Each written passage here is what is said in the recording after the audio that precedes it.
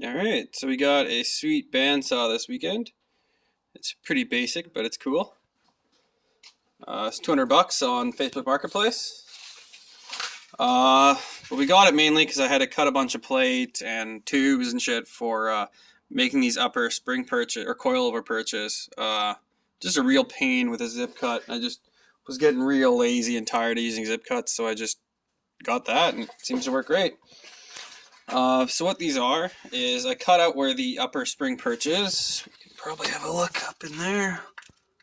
Turn on the flash so you can see it up in there. Yeah. We've got our 4 holes in the plate. We still got to weld the inside of it. More for cosmetics than actual strength and use of less seam sealer. I was going to make a video as I was doing it, but I just started doing it and said fuck it to making a video. I went heavy on the paint, as you can see. It's kind of a standard for me sometimes.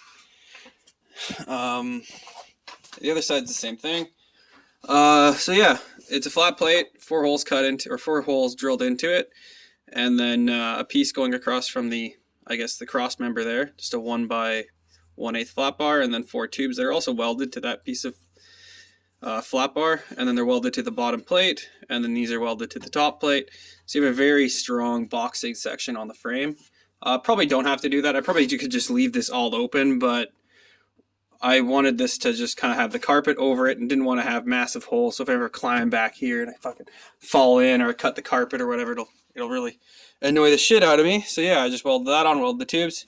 Seemed like a decent fix. And then these are our upper coilover perches. So yeah, we basically welded the 4 nuts to that. I got to clean this off a little bit and probably put a plate across here just to strengthen it up. But it's welded both sides. These were actually my coilover brackets for the Capri.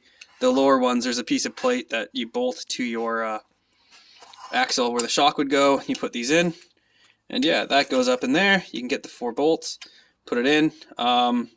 This is just basically on compression, so the bolts really don't do much other than just sandwich it up and keep it up for when you're, either jumping the car and the axle drops, and kind of that dampening or rebound. But yeah, same thing on this one.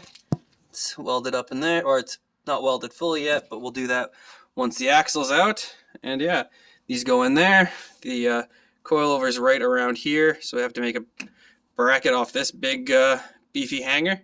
It's 1/4 inch, so it's quite robust. It's wrapped around the axle, so it's got a lot of strength to it. It's welded both sides too, so it should be a very stiff mounting point. I had to go quite stiff because how far down the control arms are, and it's easier to go thicker than thinner and have to fuck with it later or put a bunch of gussets in and all that shit. Just fuck it, make it thick. It really, it's not much of a cost savings to fucking make it thinner for me, but yeah. So that'll go in there, and that'll go to the top. We were trying to use these TN coilovers because I got these dirt cheap at an auto wrecker. These are actually the rears from a 2000-ish Honda Accord. We adapted them to the RX-8 front suspension. So we have the TNs on the front. We're going to have the QA ones on the back. Kind of similar to what I had on the Capri, other than I didn't have TNs off an Accord. I had, Conies. And it was a pretty nice setup.